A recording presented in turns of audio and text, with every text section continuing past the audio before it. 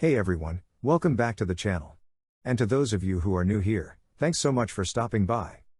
Let's face it, we're constantly bombarded by new so-called scientific nutritional studies promoting highly sensational and often conflicting health claims.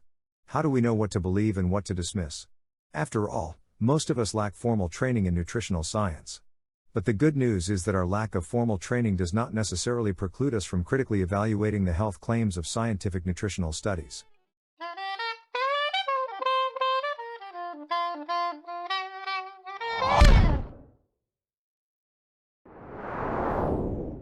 Today, we're diving into the recent red meat study that was published by the Harvard T.H. Chan School of Public Health on October 19, 2023.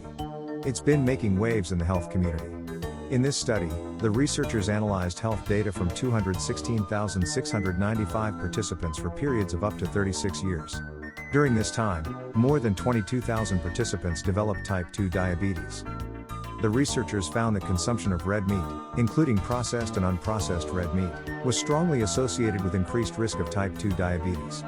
Participants who ate the most red meat had a 62% higher risk of developing type 2 diabetes compared to those who ate the least.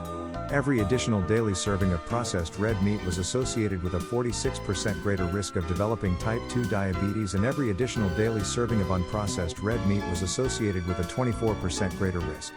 The researchers also claimed that substituting a serving of nuts and legumes was associated with a 30% lower risk of type 2 diabetes, and substituting a serving of dairy products was associated with a 22% lower risk.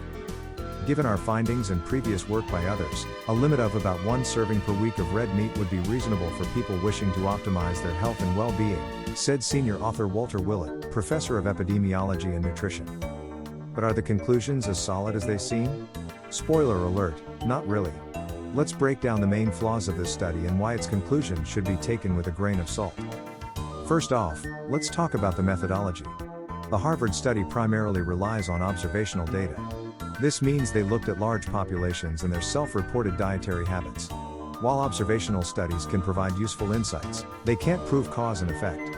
In other words, just because people who eat more red meat seem to have higher rates of certain diseases, doesn't mean the red meat is causing those diseases.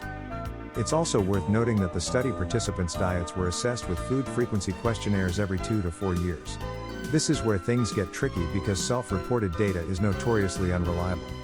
People often forget what they ate, when they ate it, and how much they ate. Some even lie about their eating habits. This introduces a lot of bias into the data, which can skew the results and lead to erroneous conclusions. Can you recall what you ate for lunch a week ago?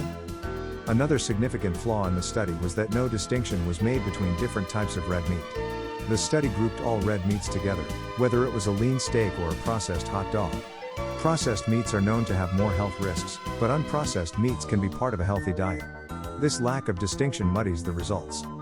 Next, let's examine the confounding variables. These are other factors that could influence the results. For instance, individuals who consume more red meat might also engage in other unhealthy behaviors like smoking,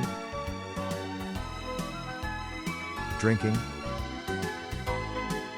or lack of exercise. The study attempts to adjust for these variables, but it's nearly impossible to account for all of them accurately. This means the association between red meat and health risks could be due to these other factors rather than the meat itself. It's also important to consider the body of evidence. There are many other studies on red meat consumption, and not all of them agree with the Harvard study's findings. Some research studies indicate that moderate red meat consumption has no significant impact on health when part of a balanced diet. Context matters, and it's crucial to look at the bigger picture rather than relying on a single study. So, what's the takeaway here? While the Harvard study raises some interesting points, its flaws in methodology, reliance on self-reported data, confounding variables, body of evidence, and failure to account for different types of red meat all suggest that its conclusions should be viewed with caution. As always, it's essential to approach these studies with a critical eye and not take sensational headlines at face value. Thanks for watching. If you found this video helpful, don't forget to like, subscribe, and hit that notification bell. Let me know in the comments what you think about the Harvard red meat study and if there are any other topics you'd like me to cover. Stay curious and stay healthy.